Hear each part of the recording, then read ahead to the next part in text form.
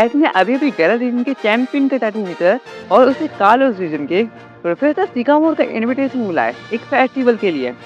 S excited था अपने पुराने दोस्तों को मिलने के लिए। फेस्टिवल के अगले दिन एस को पता चला कि वहाँ पर मेगा मास्टरी टूर्नामेंट हो रहा है। उसने सोचा कि क्यों ना मैं भी इसमें पार्टिसिपेट करूँ। एस ने टूर्नामेंट में पार्टिसिपेट किया और अब वो सेमीफाइनल तक पहुँच चुका है।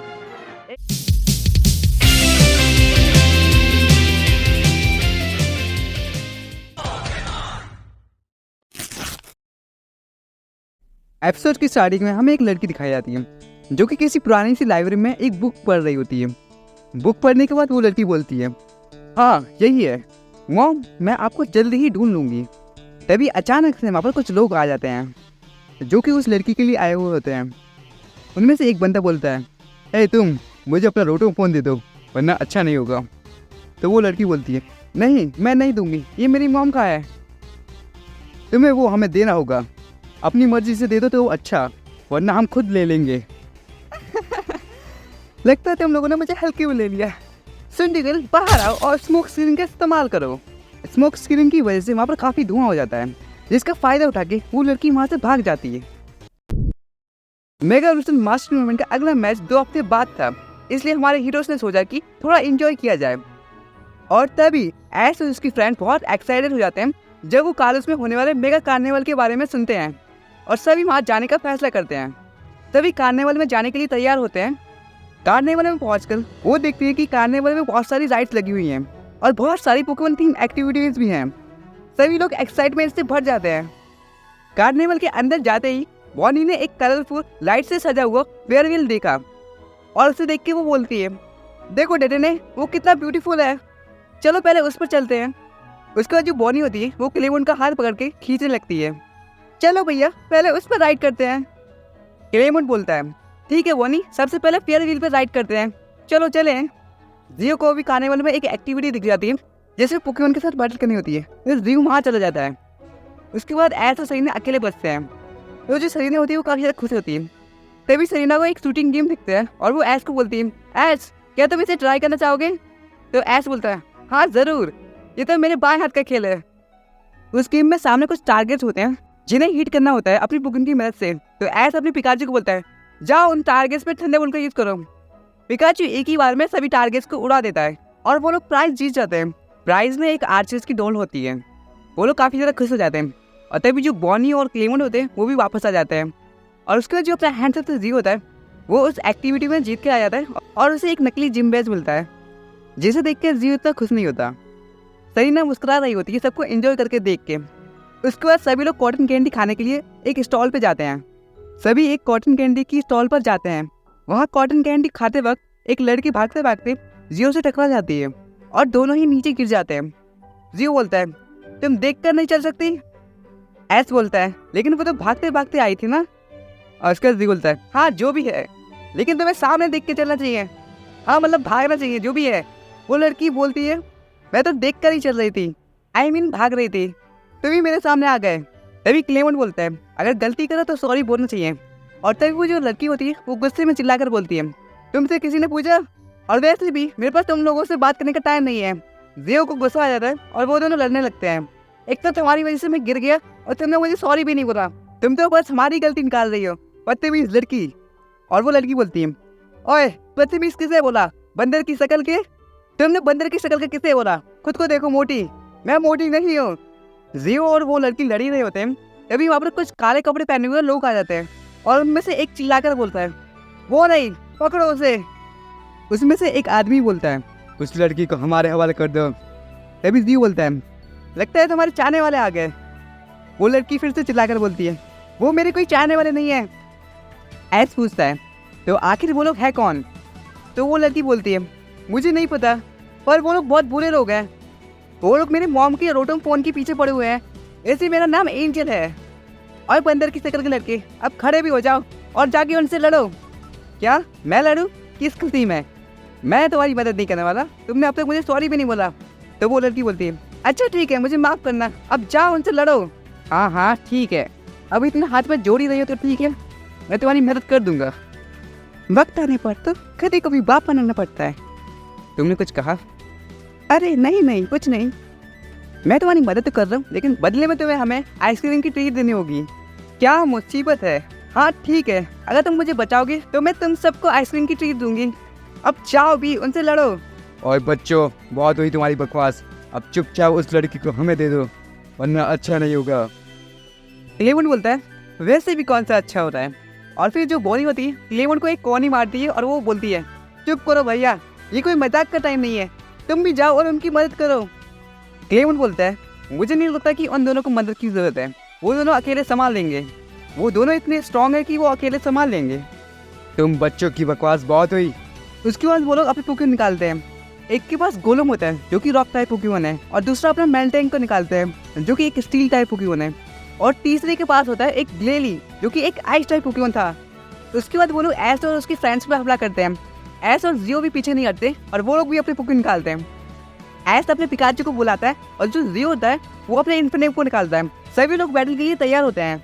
एस अपने पिकाचू को बोलता है, पिकाचू जाओ, क्विक अटैक से हमला करो। पिकाचू अपनी लाइटिंग स्पीड से मूव करता है और वो गोलम पे क्विक अटैक से हमला करता है, लेकिन जो गोलम होता है वो अपनी स्टडी बॉडी के कारण ज़्यादा डैमेज नहीं लेता। तभी सेलिना बोलती है, एस क्या कर रहे हो, बुरे लोग पहले हमला करते हैं, तुमने क्यों किया। क्या ऐसा होता है। उसके बाद जियो भी एस के नक्शे कदम पर चलते हुए वो अपने इन्फिनेम को बोलता है, फ्लेम व्हील से उस पर हमला करो।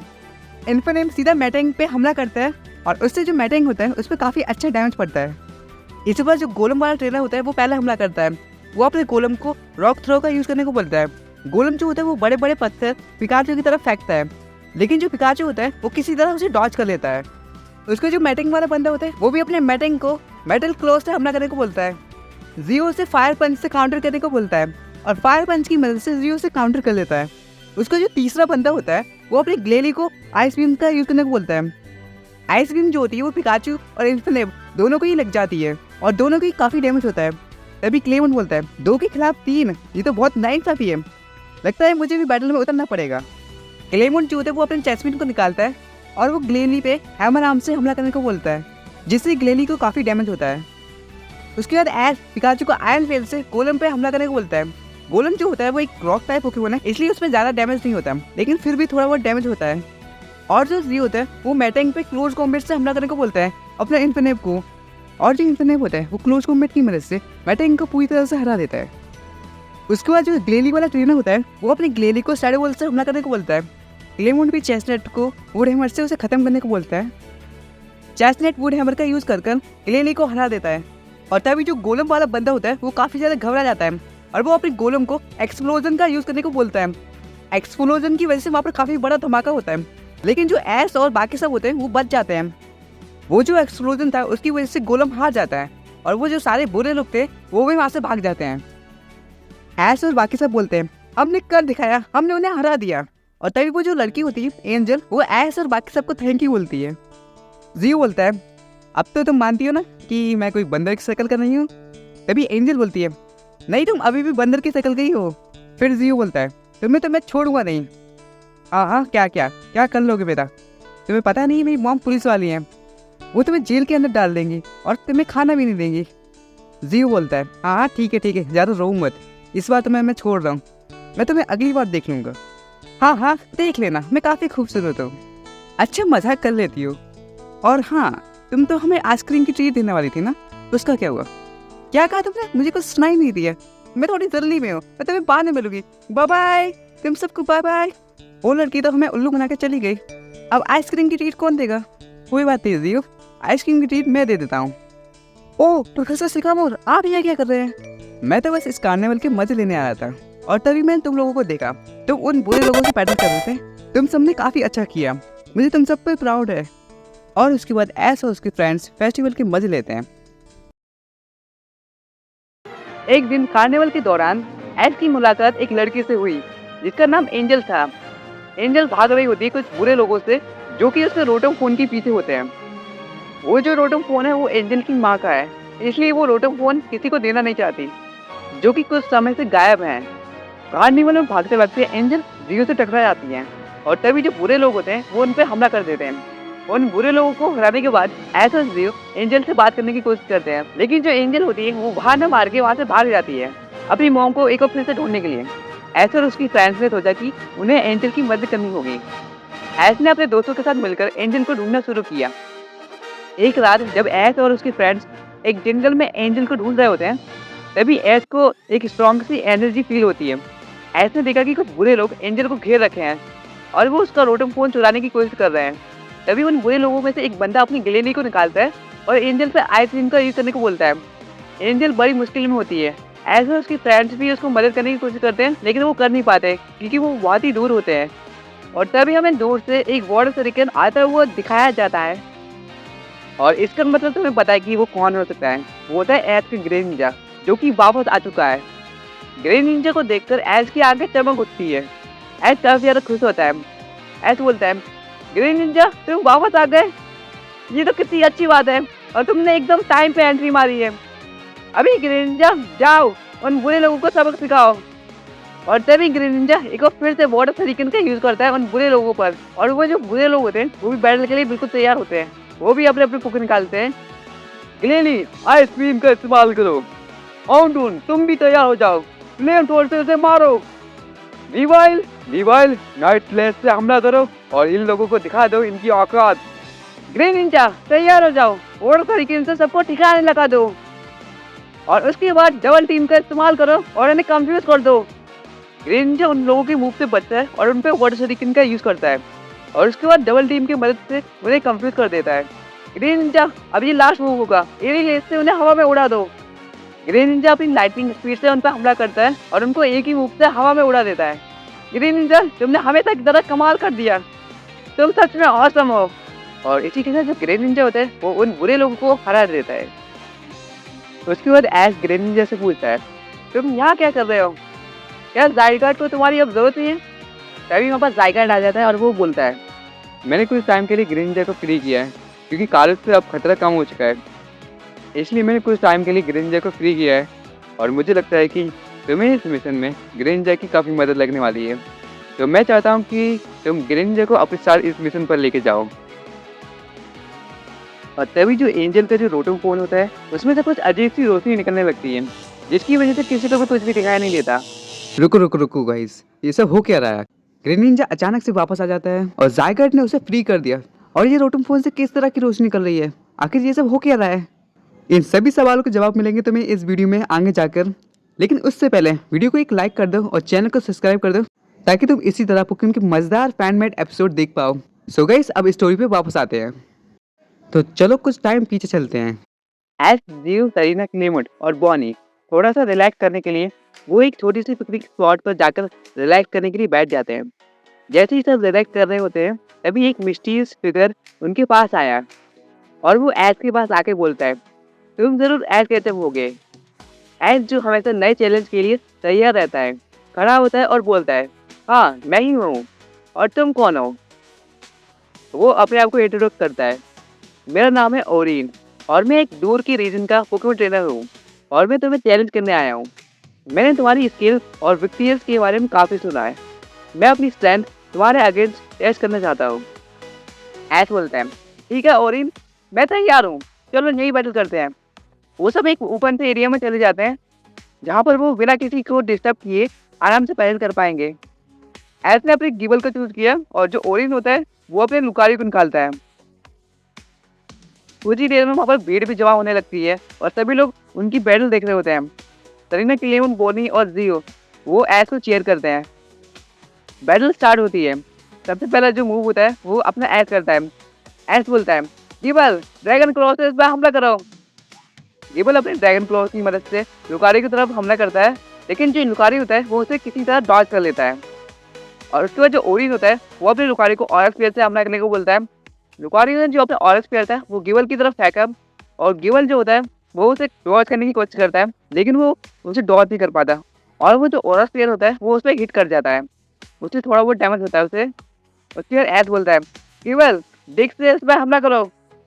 गिबल तेजी से जमीन के नीचे जाता है और लुकारी पर नीचे से हमला करता है। उसका जो ओरिन होता है वो लुकारी को बोन रश से हमला करने को बोलता है। लुकारी अपने बोन रश से गिबल पर बार बार हमला कर रहा होता है, लेकिन गिबल भी उसे डॉज करने की कोशिश करता है, लेकिन एक दो हिट गिबल पर लग जाते हैं। उसके बाद जो अपना ऐश होता है वो गिबल को आयरन हेड से हमला करने को बोलता है और जो आयरन हेड होता है वो सीधा निशाने पे जाकर लगता है और लुकारी को काफ़ी डैमेज होता है। उसके बाद ओरिन अपनी लुकारियो को क्लोज कॉम्बैट से हमला करने को बोलता है, जो कि काफी शक्तिशाली मूव है। अगर ये मूव गिबल को लगता है तो उसे काफी डैमेज होने वाला है। लुकारियो सीधे क्लोज कॉम्बैट से गिबल पर हमला करने लगता है और गिबल भी मतलब बार बार बचने की कोशिश करता है, और जो एक लास्ट हिट होता है वो सीधे गिबल को जाकर लग जाता है और गिबल पीछे जाकर फेंका जाता है। तो उसके बाद ऐसा अपने गिबल को बोलता है, गिबल संभल के, अब जाओ ड्रैगन पल्स से इस पर हमला करो। ड्रैगन पल्स सीधा डायरेक्ट जाके लुकारियो को सीधा हिट करता है और लुकारियो को काफी डैमेज होता है। और उसके बाद जो ओरिन होता है वो अपने लुकारियो को एक्सट्रीम स्पीड से हमला करने को बोलता है, जिसकी वजह से जो गिबल होता है वो पीछे दूर जाके फेंका जाता है। और जो गिबल होता है ना उसे काफी ज्यादा डैमेज होता है, वो उठ नहीं पाता, वो सीधे जमीन पर जाकर गिर जाता है। ऐसा अपने गिबल को बोलता है, गिबल तुम ऐसा हार नहीं सकते, उठो और अपनी पूरी ताकत दिखाओ। और उसी वक्त जो गिबल होता है वो ग्लो करने लगता है, और इसका मतलब यही है कि गिबल अब इवोल्व होने वाला है। गिबल जो होता है वो गिवाइड में इवोल्व हो जाता है, और अब जो एस का गिबल है वो और भी ज़्यादा पावरफुल हो चुका है, क्योंकि वो गिवाइड में इवोल्व हो चुका है। और उसके बाद कुछ नए मूव्स भी हैं। तो एस अपने गिवाइड को बोलता है, गिवाइड चलो इसे ख़त्म करें, ड्रैगन रश से उसे ख़त्म कर दो। ओरिन जो होता है ना वो भी अपने लुकारियो को अटैक करने को बोलता है, वो काउंटर का यूज़ करने को बोलता है ताकि उसे काउंटर कर पाए, जिस वजह से दोनों ही पोकेमॉन को काफ़ी डैमेज होता है और दोनों ही पोकेमॉन नीचे गिर जाते हैं। और तब जाके मैच का फैसला होता है, दोनों ही पोकेमॉन हार चुके हैं और इसी के साथ ये मैच टाई होता है। ओरिन जो होता है वो ऐसे ही बात आता है और बोलता है, ऐस ये कमाल की बैटल थी, मैंने आज तक इतनी कमाल की बैटल नहीं की, तुम सच में एक चैंपियन हो, मुझे तुमसे बैटल करके काफ़ी मज़ा आया है। अभी तो मैं अपने रीजन वापस जा रहा हूँ, लेकिन मैं तुमसे कभी ना कभी मिलने आऊँगा। ऐस बोलता है, हाँ ज़रूर, अगर हो सका तो मैं भी तुम्हारे रीजन आऊँगा। वैसे तुम्हारे रीजन का नाम क्या है? तो वो जो ट्रेनर होता है वो बोलता है, मेरे रीजन का नाम है हितोरी रीजन, अगर तुम वहाँ पर आ पाओ तो बहुत ही अच्छी बात होगी। तभी क्लेमोन बोलता है, हितोरी रीजन, मैंने तो इसके बारे में कभी नहीं सुना, ये कौन सा रीजन है? हाँ इसलिए क्योंकि इस रीजन के बारे में काफ़ी कम लोगों को पता है, हम नहीं चाहते कि ज़्यादा लोग वहाँ पर आएँ, इसलिए ये एक सीक्रेट है। चलो ऐस अब मैं चलता हूँ, तुमसे फिर मुलाकात होगी, बाय बाय ऐस। जैसे ही शाम हुई तो सबने एक ब्यूटीफुल सा सनसेट देखा जो काफ़ी ज़्यादा ब्यूटीफुल था। और उसके बाद सरीना बोलती है, चलो एक प्रॉमिस करते हैं कि हम अपनी जर्नी को इसी तरह एंजॉय करते रहेंगे और नए चैलेंजेस का साथ मिलकर सामना करेंगे। सबने एक दूसरे का हाथ मिलाया और इसी के साथ ये दिन यहीं पर खत्म हो जाता है। हमारे हीरोज एक पुराने से अबेंडेड स्कूल की बिल्डिंग की तरफ बढ़ रहे होते हैं। माहौल बहुत ही भयानक होता है, हवा जोर से चल रही होती है और आसमान में काले बादल घिरे हुए होते हैं। एस एक्साइटेड होकर बोलता है, गाइस हम फाइनली डार्क मून स्कूल पहुंच गए। क्लेमन बोलता है, कहते हैं कि ये स्कूल काफ़ी हॉन्टेड है, तुम सब रेडी रहना एक्सप्लोर करने के लिए। सरीना बोलती है, मुझे नहीं पता, ये जगह काफ़ी क्रीपी लग रही है। तभी क्लेमन बोलता है, मेरे रिसर्च के मुताबिक ये स्कूल कई सालों पहले अबेंडेड कर दिया गया था कुछ मिस्टीरियस इंसिडेंट के बाद। बॉनी बोलती है, शायद हमें यहाँ पर कुछ गोस्ट बुकिंग भी मिल जाए, कितना मज़ा आएगा। जी बोलता है, पता नहीं मैं तुम लोगों के साथ क्यों आया, मेरी तो अभी तक शादी भी नहीं हुई, अगर मैं सिंगल ही मर गया तो मेरा क्या होगा। उसके बाद सभी लोग जियो को इग्नोर करते हैं और स्कूल में अंदर जाते हैं। वो लोग स्कूल में एंटर करते हैं, उनकी कदमों की आवाज़ गूंज रही होती है। तभी सरीना बोलती है, यहाँ कितनी ठंड है। क्लेमन बोलता है, चलो अलग अलग होके क्लूज ढूंढते हैं, 1 घंटे में जब फिर से मिलते हैं। तभी जी बोलता है, क्यों अलग क्यों होना है, हम साथ में रहकर ज़्यादा अच्छा कर सकते हैं। सरीना बोलती है, तो तुम्हें डर लग रहा है। किसने कहा? मुझे थोड़ी ना डर लग रहा है, तुम्हें क्या लगता है कि मुझे डर लगेगा? मैं बहुत ज़्यादा बहादुर हूँ, मैं तो बॉनी के लिए बोल रहा था, वो अभी छोटी है ना तो उसे डर लग सकता है ना, इसलिए। तभी बॉनी बोलती है, नहीं मुझे तो बिल्कुल डर नहीं लग रहा, मुझे तो मज़ा आ रही है, मुझे तो गोश्त पोकेमॉन से मिल रहा है, कितना मज़ा आएगा। जी बोलता है, आजकल के बच्चे भी ना, ठीक है तो डिसाइड हो गया, सब अलग अलग हो रहे हैं। क्लेमन बोलता है, एस और सरीना एक तरफ जाएंगे और जी और वनिंग दूसरी तरफ, और मैं अकेला जा रहा हूँ। ग्रुप जो होता है वो अलग अलग हो जाता है, एस सरीना एक डायरेक्शन में जाते हैं और जी और वनिंग दूसरी तरफ जाते हैं, और बेचारा क्लेमन, वो बेचारा अकेले रह गया, सबने उसे अकेला छोड़ दिया, क्या कर सकते हैं, सिंगल नहीं मरेगा जी। तो एस और सरीना एक डार्क कोऑर्डिनेट में चल रहे होते हैं, अचानक से उन्हें पीछे से एक आवाज़ सुनाई देती है। वो पलट के देखते हैं कि एक चमकदार चीज़ कोई उनकी तरफ बढ़ रही होती है। सेलिना बोलती है, तुमने वो देखा? ऐस बोलता है, हाँ मैं उसे देख रहा हूँ, चलो देख रही कि वो क्या है। वो उस फिगर के पास जाते हैं और उन्हें पता चलता है कि वो कोई गोस्ट पोकेमॉन नहीं है, वो तो एंजल है, वही लड़की जिससे वो मेगा कार्निवल में मिले थे। एंजल बोलती है, ऐस सेलिना तुम यहाँ क्या कर रहे हो? ऐस बोलता है, ये तो हमें पूछना चाहिए। एंजल बोलती है, मैं अपनी मॉम को ढूंढ रही हूँ, मुझे मेरी मॉम के रोटम फ़ोन से एक मैसेज आया था। एंजल उन्हें वो रोटम फ़ोन दिखाती है और वो मैसेज भी दिखाती है। उस मैसेज में लिखा होता है, हेल्प मी, वो हमारे पीछे है। बस इतना ही लिखा हुआ होता है। सेलिना बोलती है, इसका क्या मतलब है?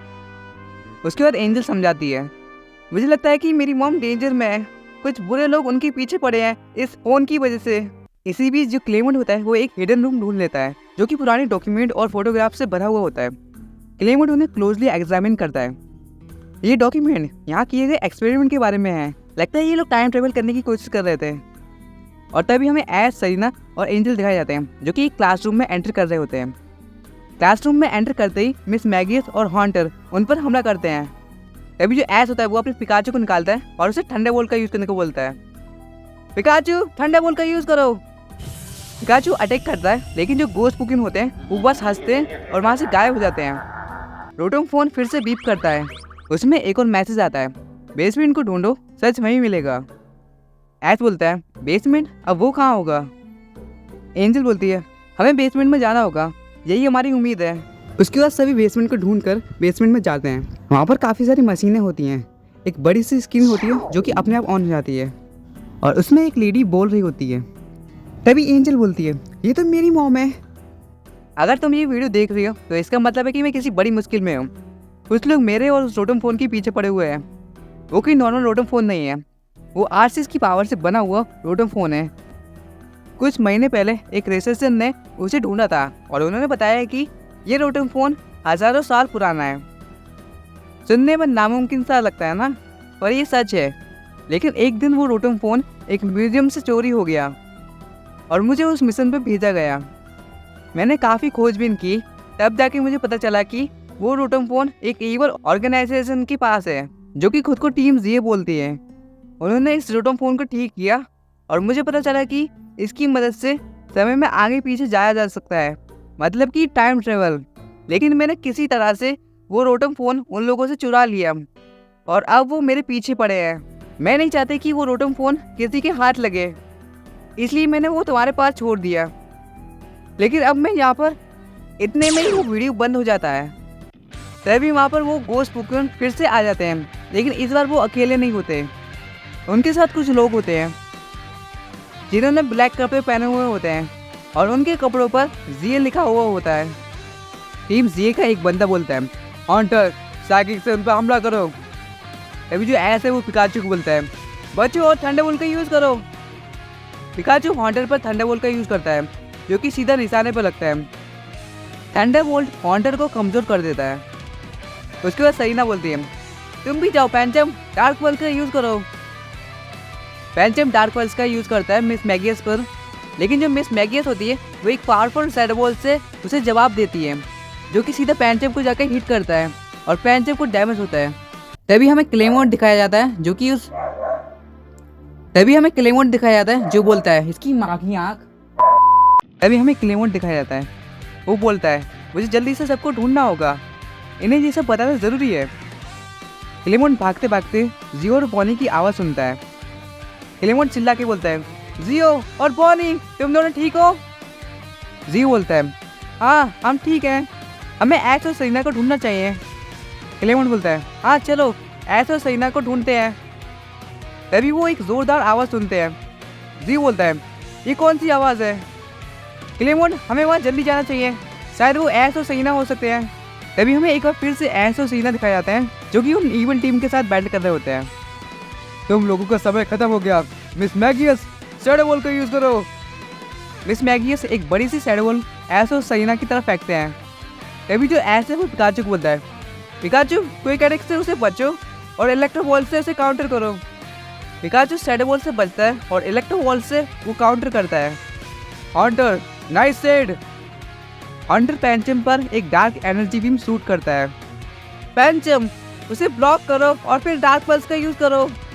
पैंचम अटैक को ब्लॉक करता है और वो एक पावरफुल डार्क पल्स से उस पर हमला करता है। वो डार्क पल्स सीधा हॉन्टर को हिट करता है और हॉन्टर जो होता है वो पीछे धकेल जाता है। पिकाचू अब हमारी बारी, थंडरबोल्ट का यूज़ करो। पिकाचू एक पावरफुल थंडरबोल्ट से मिस मैगियस को सीधा स्ट्राइक करता है और उसे बहुत डैमेज होता है। उसके बाद टीम जी का तीसरा मेंबर होता है, वो अपने डस्ट नोआर को शैडो पंच से हमला करने को बोलता है पिकाचू पर। डस्ट नोआर सीधा शैडो पंच से हमला करता है पिकाचू पर और जो पिकाचू होता है वो पीछे जाकर फेंका जाता है। पिकाचू तुम ठीक तो हो ना? चलो ठीक है पिकाचू, अब डबल टीम का यूज़ करो। पिकाचू अपने मल्टीपल कॉपीज क्रिएट करता है और डस्ट नोआर को कंफ्यूज करता है। अब पिकाचू थंडरबोल्ट से उस पर हमला करो। पिकाचू एक पावरफुल थंडरबोल्ट रिलीज करता है जो कि सीधा डस्ट नोआर को स्ट्राइक करता है और उससे अच्छा खासा डैमेज होता है। उसके बाद सेलिना बोलती है, अब तुम भी जाओ पैंचम, आर्म थ्रेड्स का यूज़ करो। पैंचम डस्ट नोआर की तरफ आर्म थ्रेड्स से हमला करता है, लेकिन तभी दूसरा टीम जे का मेंबर जो होता है ना, वो मिस मैगियस को साई बीम का यूज़ करने को बोलता है जो कि सीधा पैंचम को जाके लग जाता है और जो पैंचम होता है वो नीचे गिर जाता है। सेलिना बोलती है, पैंचम तुम ठीक तो हो ना? पैंचम जो होता है उसे काफ़ी डैमेज होता है। तभी वहाँ पर सभी आ जाते हैं। जियो पूछता है, ये सब क्या हो रहा है? तभी जियो की नज़र एंजल पर जाती है। तुम मोटी यहाँ पर क्या कर रही हो? ओए मोटी किसको बोला? और वैसे भी मेरे पास तुमसे लड़ने का टाइम नहीं है। क्लेमेंट पूछता है, ये लोग कौन है? तब सेलिना बोलती है, अभी बात करने का टाइम नहीं है, जाओ ऐश की मदद करो उन्हें हराने में। तभी टीम जी का बंदा बोलता है, तुम कितने भी लोग ले आओ लेकिन हमें नहीं हरा सकते। अब तुम बच्चों की बकवास बहुत हुई। डस्ट नोआर आइस बीम से उन्हें मारो। डस्ट नोआर उन पे आइस पंच से हमला करता है। तभी पिकाचू बोलता है, तभी ऐश बोलता है, पिकाचू आयरन टेल से उसे ब्लॉक करो। पिकाचू आयरन टेल का यूज़ करता है और डस्ट नोआर के आइस पंच को ब्लॉक करते हुए वो उस पर हमला करता है। डस्ट नोआर को काफ़ी डैमेज होता है। जी बोलता है, ये हुई ना बात, अब आएगा मज़ा। फ्रॉगिडियर तुम भी अपनी एंट्री मारो, अभी जाओ वाटर पल्स। फ्रॉगिडियर अपनी एक कमाल की एंट्री मारता है और वो डस्ट नोआर पर वाटर पल्स का यूज़ करता है, जिसकी वजह से वो कंफ्यूज हो जाता है। एज उसका फ़ायदा उठाता है। पिकाचू क्विक अटैक से उस पर हमला करो। क्विक अटैक सीधे निशाने पर लगता है और डस्ट नोआर पीछे जाकर गिर जाता है। पैंचम तुम अभी भी लड़ सकते हो ना? जाओ इसे डार्क पल्स से ख़त्म कर दो। पैंचम अपनी सारी एनर्जी इकट्ठा करता है और वो एक पावरफुल डार्क पल्स रिलीज करता है हंटर की तरफ, जो कि सीधा हंटर को जाकर हिट करता है। हंटर जो होता है वो उसकी वजह से नीचे गिर जाता है और वो हार जाता है। मिस मैगियस शैडो बॉल का यूज़ करो। मिस मैगियस एक शैडो बॉल का यूज़ करती है, लेकिन जो जी होता है वो अपने फ्रॉगिडियर को एरियल एज के यूज़ करने को बोलता है। फ्रॉगिडियर अपनी लाइटिंग स्पीड से मूव करता है और वो शैडो बॉल को डॉज करते हुए एरियल एज से मिस मैगियस को स्ट्राइक करता है और उसे डिफीट कर देता है। अब बस डस्ट नोआर बचा हुआ होता है। उसका ट्रेनर बोलता है, तुम सबने ये अच्छा नहीं किया। अब मैं बताऊंगा कि तुम सब किससे पंगा ले रहे हो। अब मैं तुम में से किसी को भी नहीं छोड़ूंगा। डस्ट नोआर शैडो बॉल का यूज़ करो और उन सबको ख़त्म कर दो। जी बोलता है, ठीक है फ्रॉगिडियर अब बबल यूज़ करो। फ्रॉगिडियर बबल का यूज़ करके डस्ट नोआर को स्लो कर देता है और ऐश जो होता है वो इसका फ़ायदा उठाता है। पिकाचू अब जाओ एक फाइनल इलेक्ट्रो बॉल से उसे ख़त्म कर दो। पिकाचू को जो इलेक्ट्रो बॉल होता है वो सीधा डस्ट नोआर को जाकर लग जाता है और वो नीचे गिर जाता है। इसका मतलब हमारे हीरो जीत चुके हैं। टीम जी डर के वहाँ से भाग जाती है। उसके बाद जो क्लेमेंट होता है वो बोलता है, ये देखो सब, ये डॉक्यूमेंट कहते हैं कि ये स्कूल टाइम ट्रेवल एक्सपेरिमेंट का एक सेंटर था। उन्होंने रोटोफोन की पावर का यूज़ करके टाइम पोर्टल बनाने की कोशिश की थी। एंजल पूछती है, तो क्या वो सक्सेसफुल हुए? क्लेमेंट बताता है, मुझे बस इतना ही पता था, डॉक्यूमेंट में बस इतना ही था। चलो अब यहाँ से बाहर निकलते हैं, मुझे यहाँ और देर नहीं रुकना। वो सभी उसे अबेंडेंड स्कूल से बाहर आते हैं। उसके बाद वो लोग चैन की सांस लेते हैं। जियो आसमान की तरफ देख के बोलते हैं, ये आसमान कितना ब्यूटीफुल है, मैं इसे पूरे दिन देख सकता हूँ, लेकिन मैं दोबारा कभी भी अबेंडेंड स्कूल में नहीं जाऊँगा। मेरे लिए ये काफ़ी डरावना एक्सपीरियंस था। उसके बाद सभी लोग पीछे मुड़कर उस अबेंडेंड स्कूल को देखते हैं। सभी लोग उसे देखकर हैरान हो जाते हैं, क्योंकि गाइस वो अबेंडेंड स्कूल वहाँ से गायब हो चुका है। और उसके बाद जो जियो होता है वो उसे देखकर भागने लगता है। गाइस ऐसा मत समझना कि जियो डर गया, जियो किसी से नहीं डरता है। थोड़ी देर इधर उधर घूमने के बाद थोड़ी सी फ्रेश एयर लेगा तो थोड़ा फ्रेश होगा, तो इसलिए बस वो भाग रहा है और जियो के साथ साथ सभी लोग उसके पीछे भाग रहे होते हैं जियो को पकड़ने के लिए। क्या एज धीरे धीरे उठता है जब उसे एक ब्राइट येलो लाइट जो कि ऑलमोस्ट एक स्टार शेप की होती है दिखाई देती है। मेरे रेल में तुम्हारा स्वागत है जो कि स्पेस और टाइम की परे है। एक आवाज़ गूंजती है। एज आगे खोलता है और धीरे से बोलता है, आरसीएस। मैं वो हूँ जिसे इंसान आरसीएस कहते हैं। एज तुम जल्दी अपने आप को एक ऐसी दुनिया में पाओगे जो तुम्हारे लिए अनजानी होगी। सारे पोकेमॉन को ढूंढो और तुम मुझे दोबारा पाओगे। एज कंफ्यूज हो जाता है। क्या सारे पोकेमॉन को ढूंढो? एज ने पूछा, लेकिन मैं ये कैसे करूँगा? मुझे अचानक से थकान की महसूस होने लगी। कुछ ही देर बाद एज अपने पजामे पहने हुए उठता है। एज बोलता है, ये क्या है? उसने एक रोटोफोन हवा में उड़ते हुए देखा। एज ने उस रोटोफोन को पकड़ने की कोशिश की, लेकिन वो रोटोफोन उड़ते हुए दूर चला गया। एज चिल्लाया, वापस आओ, लेकिन एज बिल्कुल भी मूव नहीं कर पा रहा था। तभी एक बार फिर से एक ब्राइट येलो लाइट आती है और सब कुछ ब्लैंक हो जाता है। तभी एज को कोई आवाज़ देता है, एज एज उठो, एज उठो। सरीना बोलती है। एज बोलता है, अबे जियो के बच्चे पहले डिसाइड कर ले कि कौन बोल रहा है, एज या सरीना। मैं कहाँ पर हूँ और ये क्या था? सरीना बोलती है, तुम कब से सो रहे हो? प्रोफेसर सिकामोन ने सभी को लैब में बुलाया है, जल्दी तैयार हो जाओ। सभी ऑलरेडी वहाँ पर पहुँच चुके हैं, अब हमें भी जल्दी जाना होगा। एज, सरीना, क्लेमेंट और बॉनी प्रोफेसर सिकामोर की लैब में जाते हैं। जब सब लैब में पहुँचते हैं तब प्रोफेसर बोलते हैं, मुझे कालोस के जंगलों से कुछ स्ट्रॉन्ग एनर्जी सिग्नल्स मिल रहे हैं। मैं तुम सबको ये मैसेज देना चाहता हूँ कि वहाँ जाओ और पता लगाओ कि वहाँ पर क्या अजीब हो रहा है। एस एक्साइटेड होकर बोलता है, हाँ प्रोफेसर, हम ये ज़रूर करेंगे।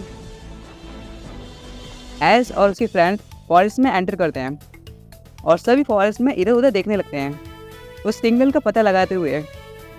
काफ़ी देर तक ढूंढने के बाद भी उन्हें कुछ भी अजीब सा नहीं दिखता। तभी सरीना बोलती है, मुझे लगता है कि अब हमें थोड़ी देर आराम करना चाहिए। मैंने कुछ पोकी पॉप और कुकीज बनाई हैं, चलो उन्हें खाते हैं। तभी एस बोलता है, वाह ये तो काफ़ी टेस्टी लग रहे हैं, चलो सभी बाहर आओ। और एस अपने सारे पोकेमॉन को बाहर निकालता है। बाकी सब भी यही करते हैं। तभी जो सरीना होती है वो एंजल को बोलती है, एंजल तुम भी अपने पोकेमॉन को बाहर निकालो। तो एंजल जो होती है वो कहती है, हाँ हाँ ठीक है। तो एंजल भी अपनी सिंडिकेट को बाहर निकालती है। तभी जी बोलता है, तुम्हारे पास बस एक ही पोकेमॉन है? हाँ बच्ची। एंजल गुस्से में बोलती है, ओए बुढ़े अंकल, बच्चे किसको बोला? तो मोटी, मैं तुम्हें किस एंगल से बुढ़ा लग रहा हूँ?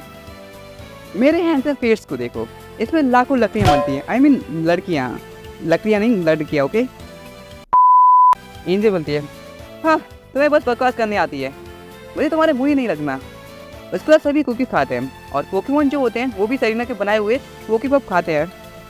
तभी हमें झाड़ू के पीछे से टीम रॉकेट दिखाई जाती है। जैसी बोलती है, वाह फिर कुछ ज़्यादा ही शोर मचा रहा है, इसका मुंह बंद करो। जेम्स बोलता है, वो देखो वहाँ कितने सारे पोकेमॉन हैं, ये बहुत अच्छा मौका है, चलो उन सारे पोकेमॉन को पकड़ लें। म्याऊस बोला, सही कहा, चलो इन सब पोकेमॉन को पकड़ते हैं और अपने बॉस को दे देंगे, इस बार तो प्रमोशन पक्का।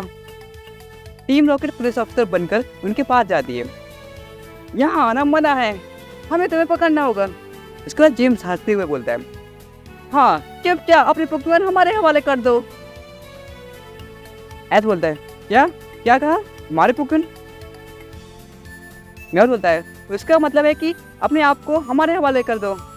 वो क्या है कि हमारे इस ऑफिसर की जवान बहुत चलती है, इसे बस थोड़ा इग्नोर करना है। जी बोलता है, क्या आजकल के बच्चे भी पुलिस में भर्ती होने लगे? म्याऊस चिल्लाकर बोलता है, अपना मुंह बंद रखो ब्लू आंखें वाले लड़के। जीव धीरे से बोलता है, इसने मुझे ब्लू आंखों वाला बोला, वैसे तो मैंने लेंस पहनी है, लेकिन ऐसा कौन बोलता है? अगर ये पुलिस ऑफिसर नहीं होता ना तो मैं इसे उठाकर फेंक देता। उसके बाद टीम रॉकेट एक एक कर सभी पोकेमॉन को ट्रैक में भरती है। लेकिन जैसे ही म्याओ चार्जर के पास जाता है, चार्जर एकदम जोर से चिल्लाता है, वाह! ऐसे ही कुछ, मतलब समझ जाओ ना गाइस। इससे जैसे ही जेम्स और म्याओ वो नीचे गिर जाते हैं और उनकी जो हेड होती है वो निकल जाती है, और जो हमारे हीरोज होते हैं वो उन्हें पहचान लेते हैं। ऐस बोलता है, तुम लोग फिर से? हाँ, ये हम हैं, टीम रॉकेट, अब चलो भागते हैं। बॉनी बोलती है, क्या तुम इस वक्त बिना डायलॉग मारे जा रहे हो?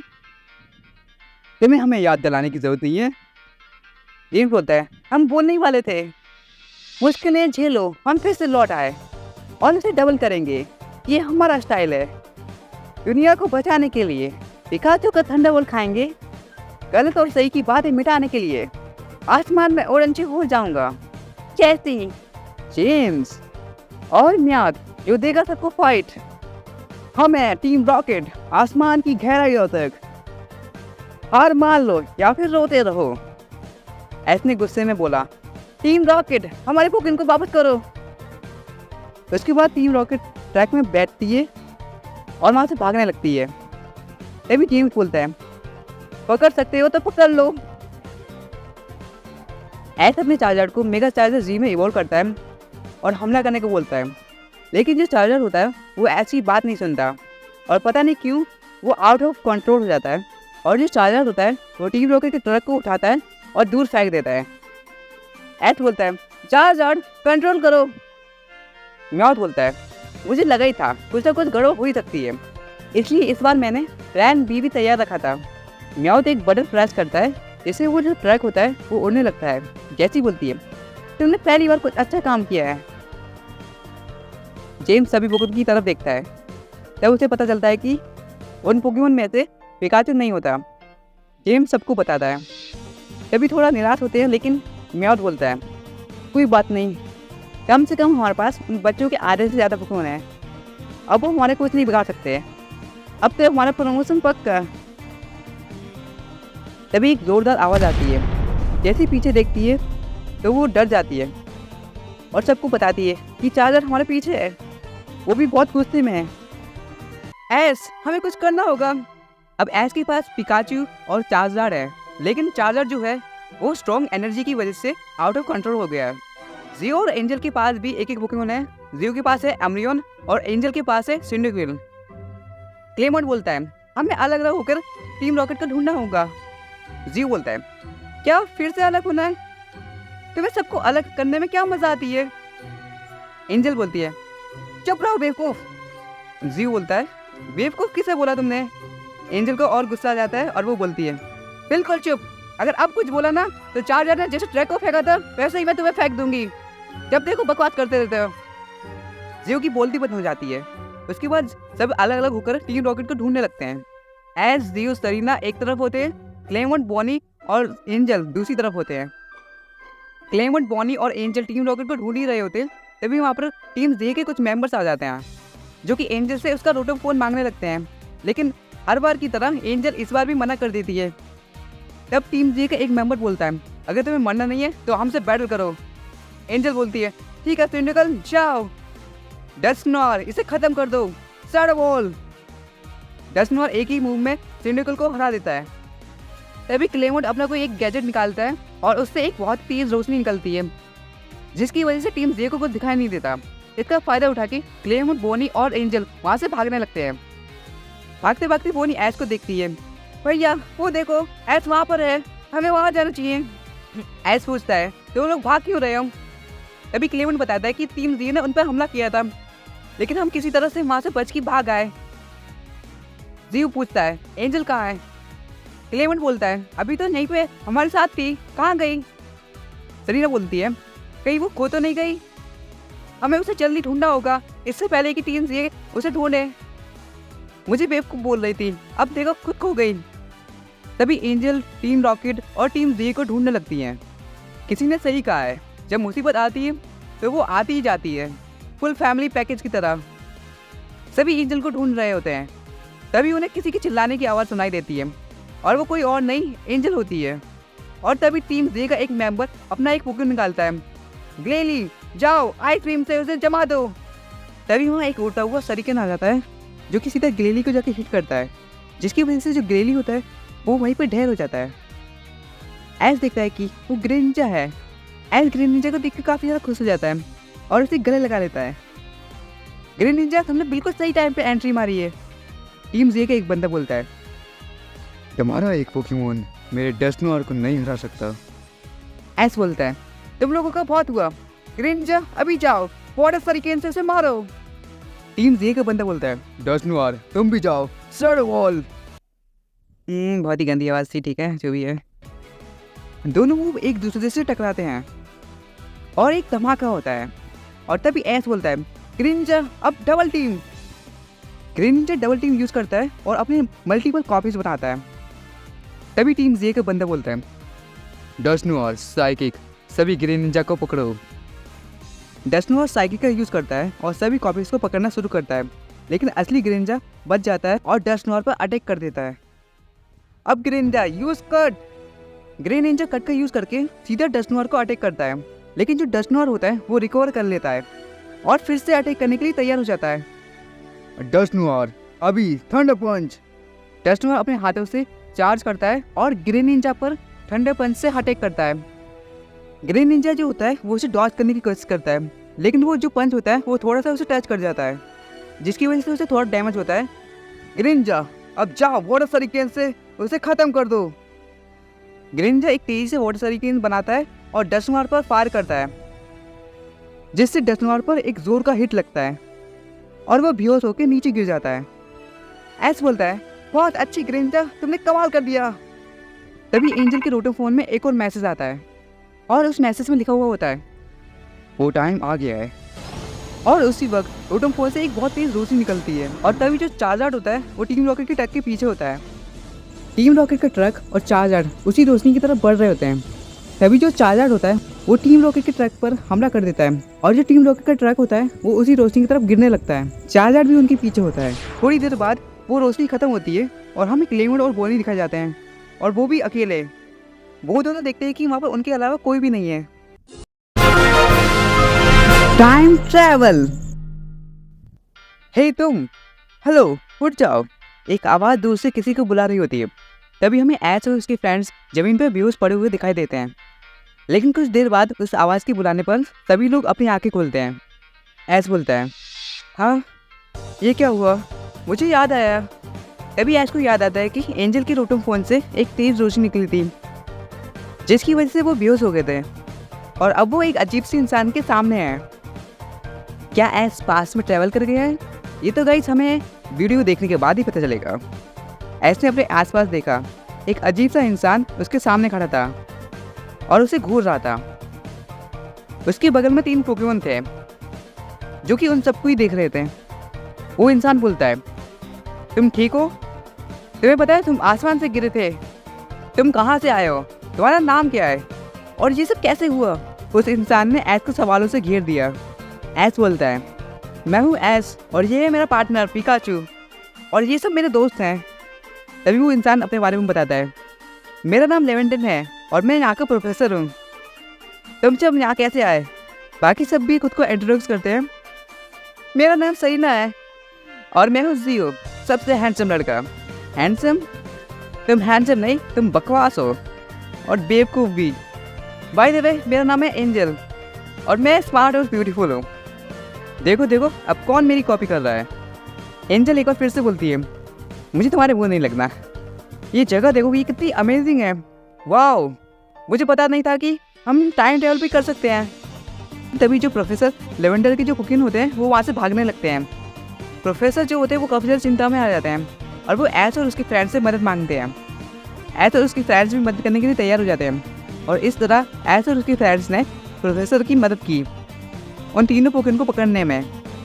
प्रोफेसर लेवेंडर ऐश और उसके फ्रेंड्स के पोकेमोन कैचिंग स्किल से काफ़ी इम्प्रेस हुए और उन सबसे पोकेडेक्स कंप्लीट करने की मदद मांगी। उन्होंने प्रॉमिस किया कि रहने की जगह, खाना और कपड़े देंगे।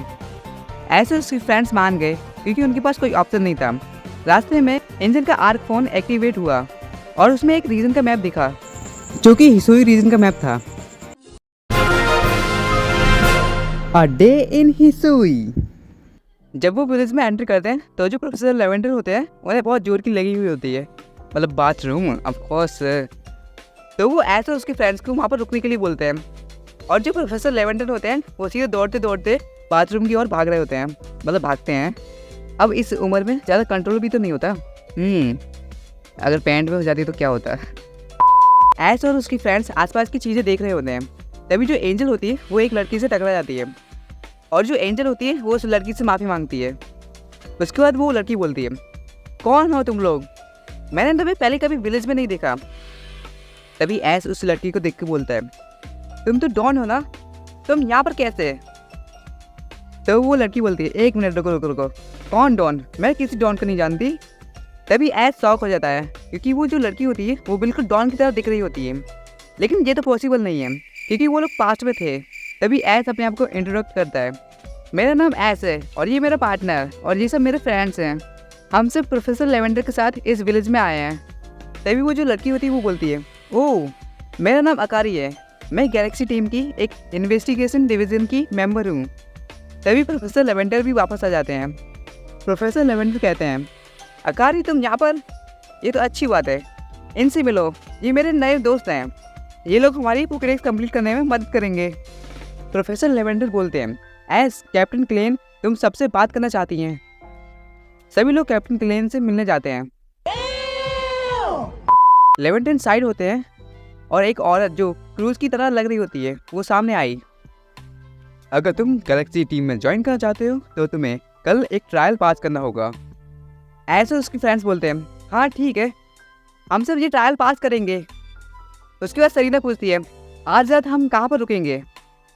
तो जो क्लेन होती है वो बोलती है, हमारे हेडक्वार्टर्स के बगल में एक छोटी सी जगह है, तुम सब आज रात वहाँ रुकोगे। ऐश ने हाँ में सर हिलाया और सभी लोग डिनर करने के बाद उस छोटी सी जगह पर सोने चले गए। सभी लोग सोने चले गए थे। उसके बाद जो ऐश होता है उसे नींद नहीं आती, तो वो विंडो के बाहर देखकर बोलता है, एक और एडवेंचर, सही कहा ना पिकाचू, पता नहीं कैसा होगा पर मुझे उम्मीद है कि सब कुछ ठीक ही होगा। चलो पिकाचू, हम इस सफ़र में अपना बेस्ट देंगे। सुबह होती है, उसको जो अकारी होती है वो ऐश के दरवाजे पे नॉक करती है, ऐश उठो, टाइम हो चुका है ट्रायल का, तुम सब जल्दी चलो। ऐश नींद से उठकर अपनी आंखें खोलता है और बोलता है, हाँ ठीक है, बस हमें 1 मिनट दो। सभी लोग जल्दी जल्दी तैयार होते हैं और सीधा हेडक्वार्टर पहुंचते हैं। कैप्टन क्लेन ने ऐश और उसके फ्रेंड्स को बुलाया और उन्हें ट्रायल के बारे में बताया। उन्होंने स्टार्ली, जिंक्स और विडोफ को पकड़ने को कहा, और उसके साथ साथ कैप्टन क्लेन ने अकारी को भी उनके साथ जाने को बोला। ऐश बोलता है, चलो टीम, ये हमारा पहला मिशन होगा, चलो इसे साथ में पूरा करें। सब मिलकर ऑब्सिडियन फील्ड की तरफ बढ़ने लगते हैं। वहाँ पहुँचकर वो लोग डिसाइड करते हैं कि वो 2-2 की टीम बनाएंगे। एक टीम में ऐश और सरीना होते हैं और दूसरी टीम में जियो और एंजल होते हैं। दोनों टीम अलग हो जाती हैं। ऐश ने वीडो को आसानी से पकड़ लिया, लेकिन जो स्टारी होता है उसे पकड़ने में थोड़ा टाइम लगता है, लेकिन एंड में जाकर ऐश और सरीना उसे पकड़ लेते हैं। और दूसरी तरफ जियो और एंजल जो होते हैं वो लड़ने में बिजी होते हैं, और तभी वहाँ पर एक सिंक्स आ जाता है। लेकिन जो एंजल और जियो होते हैं वो एक दूसरे से लड़ ही रहे होते हैं। वो लोग एक दूसरे से बोल रहे होते हैं, मैं ऐसे पकड़ूंगा, मैं पकड़ूंगी। ऐसा करते करते जो सिंक्स होता है वो वहाँ से भागने लगता है। तभी जियो बोलता है, देखो तुम्हारी वजह से वो सिंक्स भागने लगा, अब हमें उसका पीछा करना होगा, चलो मेरे साथ। और एंजल बोलती है, ये सब मेरी वजह से नहीं, ये सब तुम्हारी वजह से हुआ है, तुम ही लड़ रहे थे मुझसे। हाँ हाँ ठीक है, अब हमें उसे पकड़ना होगा वरना वो भाग जाएगा। उसके बाद जो जियो और एंजल होते हैं वो सिंक्स का पीछे करने लगते हैं। थोड़ी देर सिंक्स का पीछे करने के बाद एंजल और जियो सिंक्स को कोपचे में ले लेते हैं। तुम्हें पता है ना कोपचे क्या होता है? अगर नहीं पता तो बता दो, कोने में ले लेते हैं उसे। कुछ भी बोलो, इसका मतलब बहुत गलत निकल रहा है, पर अभी हम ध्यान नहीं देंगे इस पर। उसको जो एंजल होती है वो सीधा सिंक्स पर पोकेबॉल फेंक देती है, लेकिन जो सिंक्स होता है वो पकड़ में नहीं आता। तब जियो बोलता है, हमें इससे बैटल करके इसे हराना होगा। तभी एंजल बोलती है, तुम पीछे हटो, बच्चों को इसमें नहीं पड़ना चाहिए, मैं इससे बैटल करूँगी, तुम देखो मेरा कमाल। हाँ हाँ करो करो, मुझे क्या, थोड़ी देर में तो खुद पता चल जाएगा। सिंडिकल यूज टैकल। एंजल जो होती है वो अपनी सिंडिकल को बाहर निकालती है और उसे टैकल का यूज़ करने को बोलती है, लेकिन जो सिंक्स होता है वो उसके टैकल से बच जाता है और फिर वो सिंडिकल पर थंडर शॉक से हमला करता है। तभी जो जियो होता है वो हंसने लगता है, ओए हंसना बंद कर वरना मैं तेरा मुंह तोड़ दूंगी, ऐसा मतलब एंजल बोलती है। ऑफ कोर्स सिंडिकल, अब एम्बर से इस पर हमला करो। एम्बर जो होता है वो सीधा निशाने पर लगता है। उसके बाद जो एंजल होती है वो उस पर पोकेबॉल फेंक देती है। लेकिन जो स्टिंग्स होता है वो पकड़ में नहीं आता। तब जी और ज़ोर से हंसने लगता है और एंजल को बहुत गुस्सा आ जाता है। हाँ, देख लिया तुम्हारा कमाल, अब मेरी बारी। अमरियन, अभी जाओ क्रिकेट से उस पर हमला करो। विकेट एक सीधा निशाने पर रखता है और जो स्टिंग्स होता है उससे काफ़ी डैमेज होता है। उसका जो जी होता है वो स्टिंग्स पे एक पुकिल फेंकता है और जो स्टिंग्स होता है वो पकड़ में आ जाता है। उसका सभी एक दूसरे से फिर से मिलते हैं और जो एंजल होती है वो अभी भी गुस्सा होती है। तो सरीना पूछती है कि क्या हुआ। उसका जो एंजल होती है वो बताती है, मैं बस स्टिंग्स को पकड़ने ही वाली थी, लेकिन इस गधे की वजह से मैं कैच नहीं कर पाई। और गधा किसको बोला? इसमें मेरी कोई गलती नहीं है, ठीक है ना? मैंने तो तुम्हें मौका दिया था, लेकिन तुम तो खुद ही पैरालाइज हो गई। कमज़ोर नहीं तो। अगर तुमने मुझे दोबारा कमज़ोर बोला तो मैं तुम्हारा मुंह तोड़ दूंगी। उसके बाद सही बोलती है, तुम दोनों लड़ना बंद करो, हमारा मिशन पूरा हो चुका है, अब हमें वापस चलना चाहिए। वापस हेडक्वार्टर पहुंचकर लेनी ने एज और उसके फैंस को इन्वेस्टिगेशन डिवीजन में ऑफिसरी ज्वाइन करने की परमिशन दी और उन सबको एक यूनिफॉर्म दिया जो कि काफ़ी ज़्यादा कूल होती है।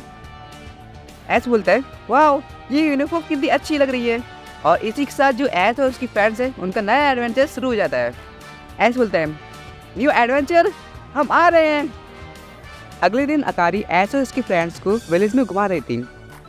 एस और उसके फ्रेंड्स विलेज में घूम रहे थे। हिस्ट्री रीजन का ये गांव जहां लोग पुराने ज़माने की तरह जीते थे, अपने आप में एक अलग ही माहौल रहता था। एस के लिए सब कुछ नया था, लेकिन उसका दिल अभी भी एडवेंचर के लिए तैयार था। जब वो विलेज के एंट्रेंस पर पहुँचे, एक इंसान उनकी तरफ आया। उसके रंग गोरा था, बाल लंबे और सुनहरे थे और उसके चेहरे पे एक अजीब सी मुस्कान थी। उस इंसान ने अपने आप को इंट्रोडक्ट करते हुए कहा, हे, तुम लोग नए हो विलेज में, मैंने तुम्हारे बारे में सुना है। तुम सब वही हो ना जो आसमान से गिरे थे? ऐसे उसकी तरफ देखा और तुरंत ही पहचान गया, तुम तो वो लोग हो ना, हमने फ्यूचर में बैटल की थी। तुम ये क्या बोल रहे हो?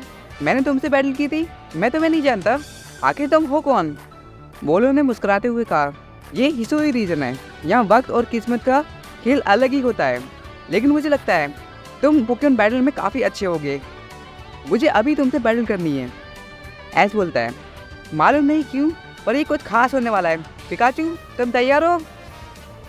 पिकाचू बोलता है, पिकाचू अपनी टेल से बिजली की चिंगारी निकालते हुए अपने जोर दिखाता है।